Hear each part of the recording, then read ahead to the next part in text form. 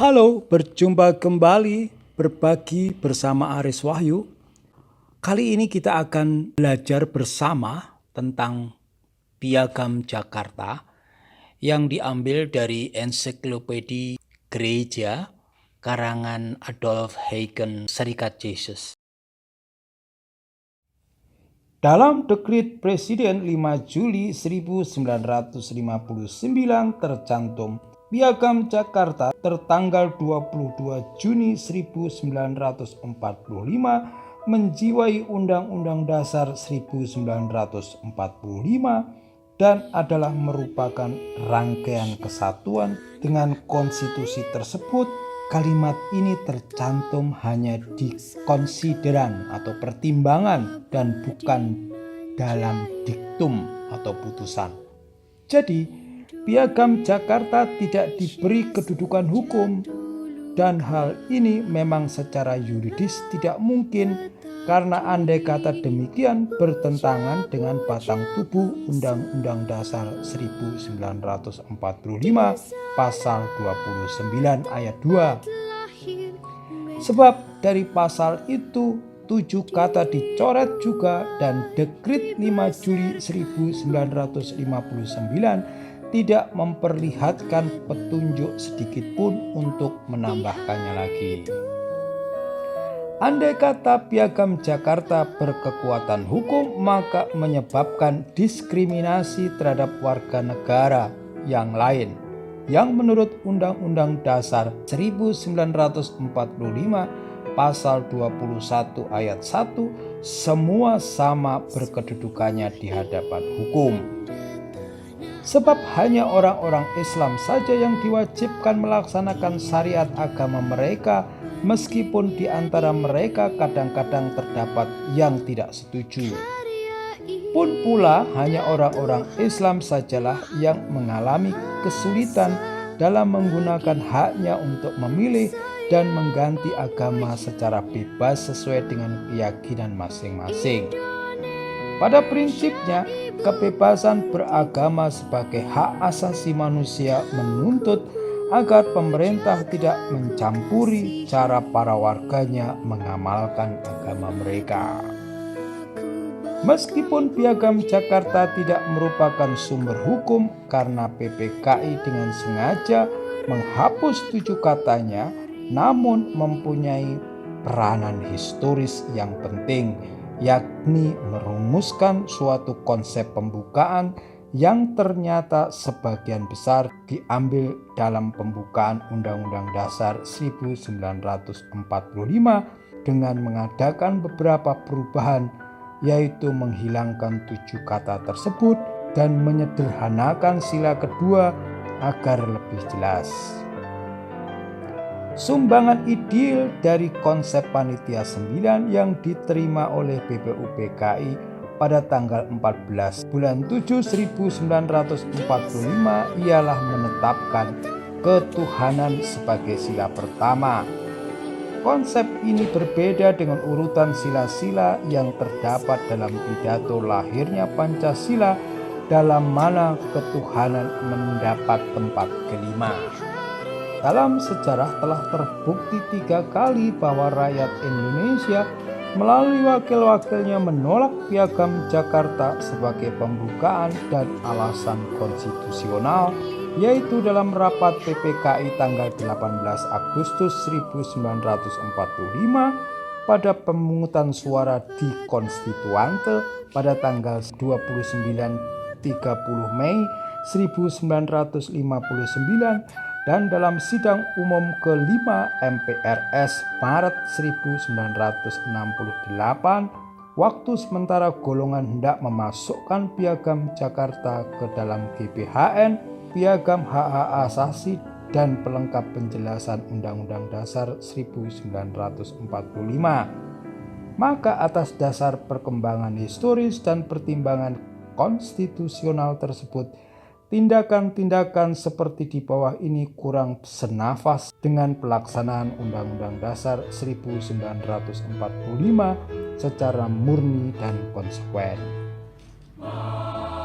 terhadap perubahan naskah konsep pembukaan hukum dasar, yaitu Piagam Jakarta, waktu menjadi pembukaan Undang-Undang Dasar 1945 pada tanggal 18 Agustus 1945 oleh sementara kalangan diajukan keberatan, yaitu bahwa terjadi terlampau cepat atas desakan Muhammad Hatta. Katanya dalam beberapa menit saja disulap. Kalau diperhatikan argumentasi Muhammad Hatta, persatuan seluruh bangsa Indonesia yang rupanya terancam oleh 7 kata Piagam Jakarta, dan cara Hatta bertindak yaitu mengadakan lobbying lebih dulu dengan beberapa tokoh Islam, maka tidak dapat dikatakan perubahan penting itu terjadi terlalu gampang dan terburu-buru. M. Natsir mengatakan bahwa perubahan pada tanggal 18 Agustus 1945 terjadi karena ultimatum dari umat Kristen Indonesia Timur.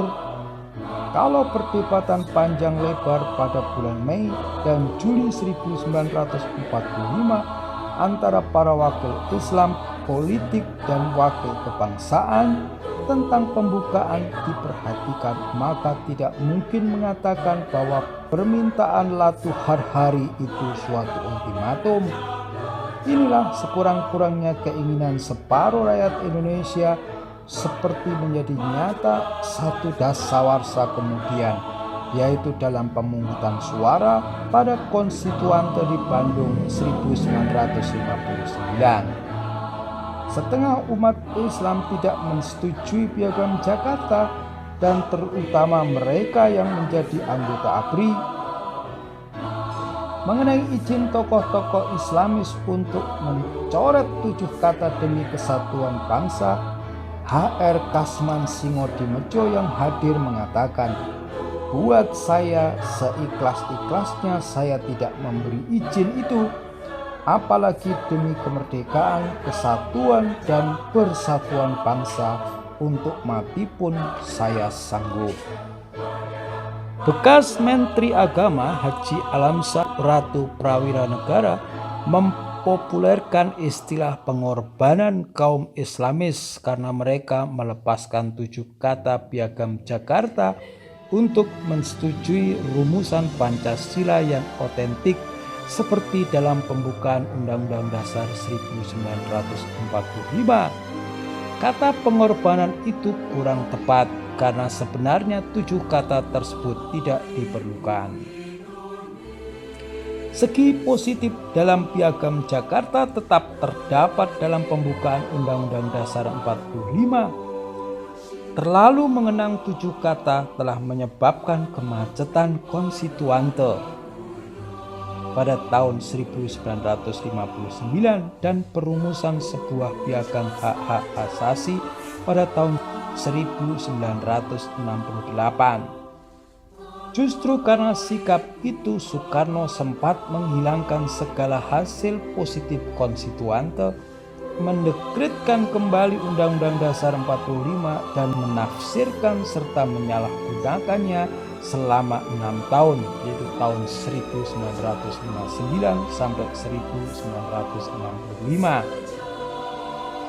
Kadang-kadang di balik percobaan untuk menegakkan kembali Piagam Jakarta, baik secara yuridis ilegal maupun secara praktis taktis, dirasakan terdapat suatu pandangan yang maksudnya baik tetapi pantas diragukan tepatnya. Karena PKI yang ateis pernah mendapat dukungan luas memberontak serta berusaha merebut kekuasaan, dan karena arus modernisasi membawa serta banyak gejala kemerosotan akhlak, maka orang mengira bahwa ketuhanan harus sangat dianjurkan sebagai obat mujarab untuk mencegah kembalinya komunisme dan membendung kemerosotan nilai. Dengan demikian agama ditekankan, bahkan di overstress. Ketuhanan dan agama sangat penting, tetapi overstressing atau overacting mudah menimbulkan reaksi yang justru tidak diinginkan. Apalagi kalau ketuhanan sebagai dasar negara disempitkan dan disamakan begitu saja dengan salah satu agama.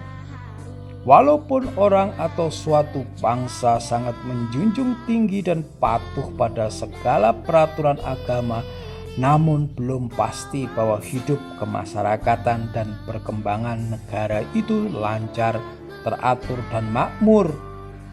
Untuk membangun masyarakat dan negara diperlukan orang dengan sikap dan keahlian yang khusus. Kedua-duanya belum pasti dimiliki oleh orang yang hanya beragama, dan rakyat yang beragama belum pasti berdisiplin, bersikap demokratis, bekerja rajin, bertindak jujur, dan pandai mengatur negara.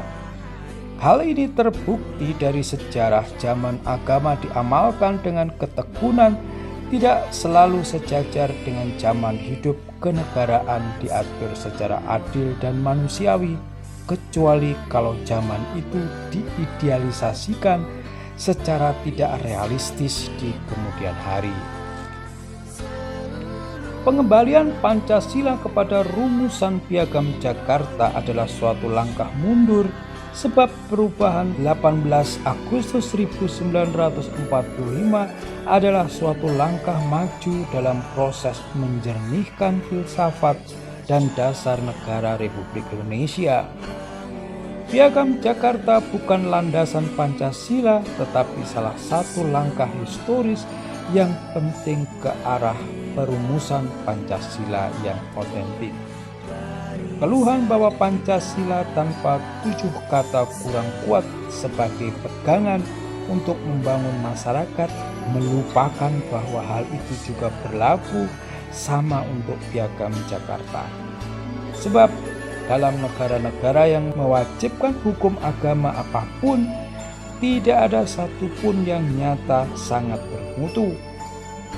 Mengatasi korupsi dan kemerosotan nilai-nilai etis merupakan penanganan lebih bijaksana daripada peraturan yuridis yang bertujuan mewajibkan orang untuk menjalankan agama mereka. Mewajibkan orang secara yuridis dengan ancaman hukuman fisik untuk mengikuti pelajaran agama tertentu, mengurus masalah perkawinan, perceraian, dan warisan menurut hukum agama adalah bukan hanya sia-sia dari segi peningkatan kualitas hidup rohani masyarakat, melainkan dan itu lebih serius mencemari agama sebagai bidang kebebasan, keyakinan, kerohanian, dan hubungan dengan Tuhan. Demikianlah ulasan tentang Piagam Jakarta. Semoga kita bisa mengambil hikmah